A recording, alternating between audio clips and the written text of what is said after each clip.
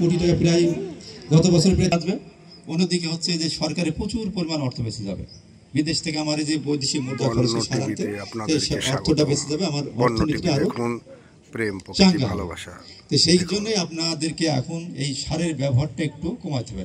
অনেকে মনে করেন এই 20 টাকা সার আমি আমার টাকা দিয়ে দেবো, কিন্তু আপনি দিলে তো 20 টাকার সাথে তো আরো 80 টাকা সরকার দিচ্ছে। আপনি 5 কেজি দিলে পরে আপনি যাবে 100 টাকা, সরকারে যাবে 400 টাকা। তাহলে এখানে সরকারের খরচটা বেশি। এই জন্য আমাদের ছোট্ট দেশ, আর্থিকভাবে দুর্বল একটা দেশ, এই দেশকে বাঁচাতে হলে আমাদের প্রত্যেকেই সচেতন হতে হবে। আমরা প্রত্যেকেই যদি আমরা রাসায়নিক সারে বাড়ে না, আর পাশাপাশি আরেকটা কাজ করতে হবে। আমাদের আরেকটা জিনিস আছে, এই যে সেচ, ইচ্ছা মতো পানি ব্যবহার করা যাবে না। যেখানে পানি নাই সেখানে আমার ধান চাষ করার দরকার নেই। যেখানে পানি আছে, পানির পর্যাপ্ত সেখানে আমি ধান বা যেখানে তেল নিষ্কাশন যন্ত্র, তাহলে দেখেন পানি ব্যবহারটাও কিন্তু কমে যাবে। এইভাবে যদি আমরা প্রতিটা ধাপ নিতে, যেহেতু বাণিজ্যিক কৃষি, এই বাণিজ্যিক মশলা জাতীয় দিতে চাই, তাহলে উদ্যোগ ফসল হতে হবে। সেই উদ্যোক্তা কারা হবে? উদ্যোক্তা হবে আমাদের তরুণরা।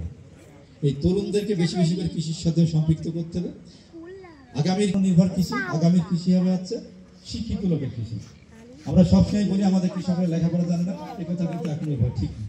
এখনকার কৃষকরা কিন্তু অনেক ভালো ভালো বন্য টিভি দেখুন,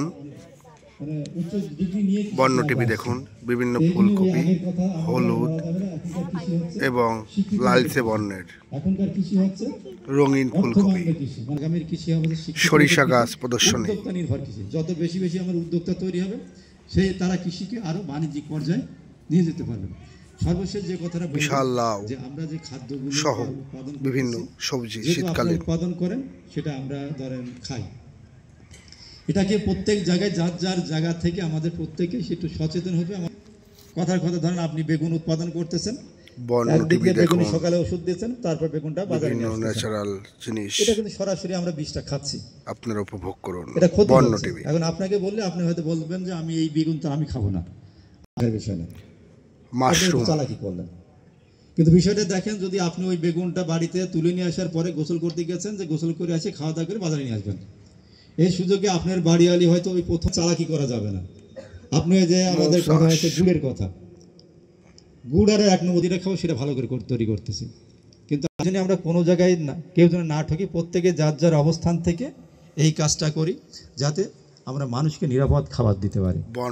এখন বলা হচ্ছে যে একেবারে ক্ষেত থেকে আমার মুখ পর্যন্ত প্রত্যেকটা ধাপই যদি আমি সঠিকভাবে উৎপাদন করতে পারি, তাহলে আমি সেই খাবারটা নিরাপদ হবে, সেই খাবারটা খেয়ে আমার মানুষ ভালো থাকতে পারবে।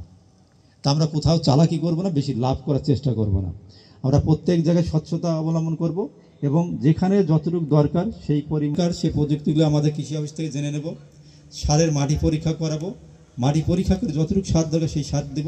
তাহলে পরে আমার একদিকে মাটির স্বাস্থ্য ভালো থাকবে, আমার কৃষির উৎপাদন বাড়বে, সেই ফসলটা নিরাপদ হবে, সার্বিক দিক থেকে আমার কৃষির উন্নয়ন হবে। তা প্রযুক্তিগুলো আসছে, সেই প্রযুক্তিগুলো জাস্ট আপনাদের সামনে তুলে ধরা।